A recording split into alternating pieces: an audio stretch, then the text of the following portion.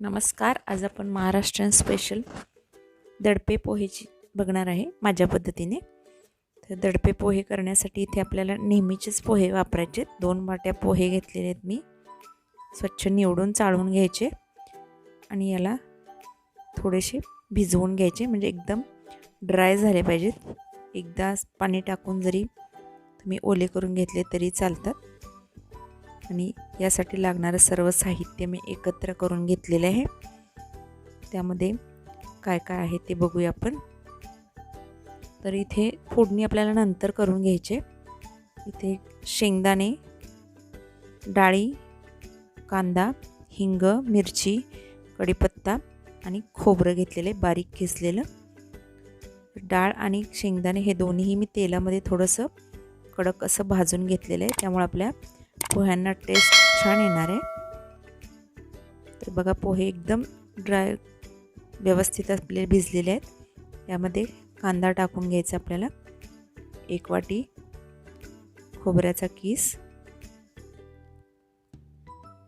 आणि जी डाळ घेतली होती मी तेलावरती भाजून त्याचं कूट करून घेतलेलं आहे ते सुद्धा आपल्याला याच्यावर टाकायचं आहे. मीठ, या सर्व गोष्टी आपल्याला व्यवस्थित मिक्स करून घ्यायच्या. आता थोड्याशा या पद्धतीने, खूप हलवायचं नाही, अगदी असे हलक्या हाताने सर्व गोष्टी व्यवस्थित मिक्स करून घ्यायच्या.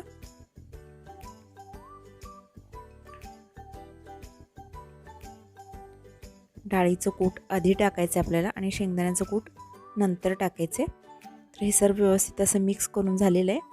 ते 2 चमचे मी नारळाचं पाणी घेतलेलं आहे, ते वरतून टाकणार आहे.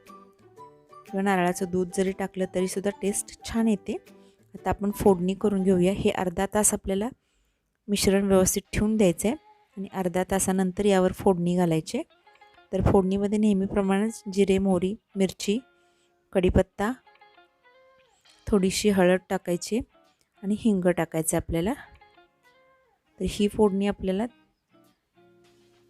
नेहमीच्या पोह्याप्रमाणेच करून घ्यायची. तुम्ही ही फोडणी वरून जरी टाकली तरी चालणार आहे, पण मी या फोडणीमध्येच हे पोहे ॲड करणार आहे आणि मिक्स करून घ्यायचे. थोडेसे पोहे एकत्र करून झाले की नंतर आपल्याला यावरती शेंगदाण्याचं कूट आणि थोडासा लिंबू पिळायचा आहे, अगदी अर्धा लिंबू. इथे 2 वाटी मी पोहे घेतलेले आहेत, त्या हिशोबाने सर्व साहित्य घेतलेलं आहे. थोडासा लिंबू आणि हे व्यवस्थित मिक्स करून घ्यायचं.